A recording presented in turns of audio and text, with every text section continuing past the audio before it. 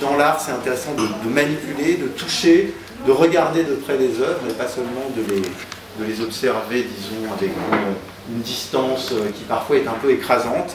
On a à cette époque-là un grand amour pour Joseph Beuys parce que je considérais que lui apportait énormément de nouveautés, des nouveaux discours, des questions que je me posais.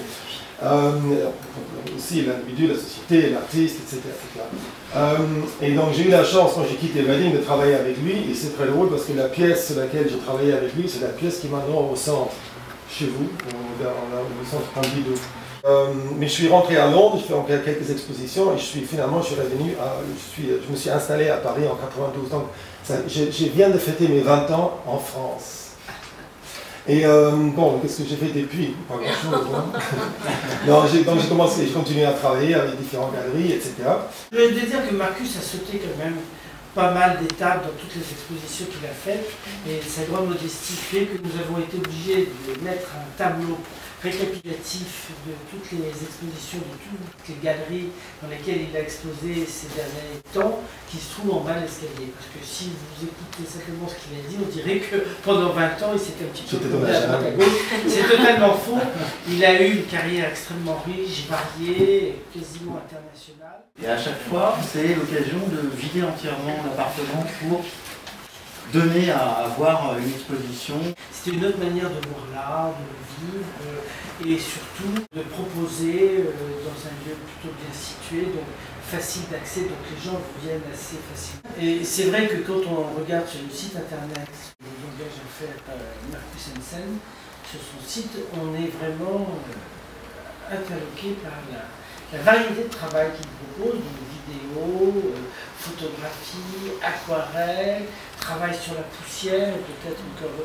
Et donc il y a une richesse vraiment formidable. Il y a une grosse différence entre un vernissage dans une galerie, qui est un moment fort pour la galerie, certes, parce qu'il y a 300, 400, 500 personnes qui s'agglomèrent dans la galerie. Et donc ici, au contraire, on a préféré privilégier tous les soirs, l'après-midi et le soir, des petits groupes, où on peut avoir un véritable échange avec le commissaire, avec surtout l'artiste.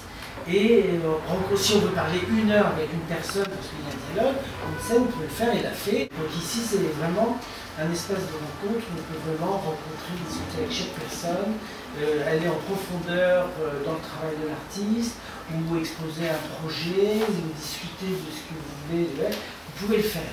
Quand on est dans l'atelier d'un artiste, on se sent intrusif. Intrusif. Oui. Enfin, moi, je le perçois comme une intrusion dans un espace. Quand je suis dans une galerie, je me sens écrasée. D'accord. Et quand je suis dans un lieu comme ici, qui est vécu en plus avec une honnêteté, une intégrité du lieu, qui se ressent, il y a une forme de curiosité qui s'éveille différemment. En fait.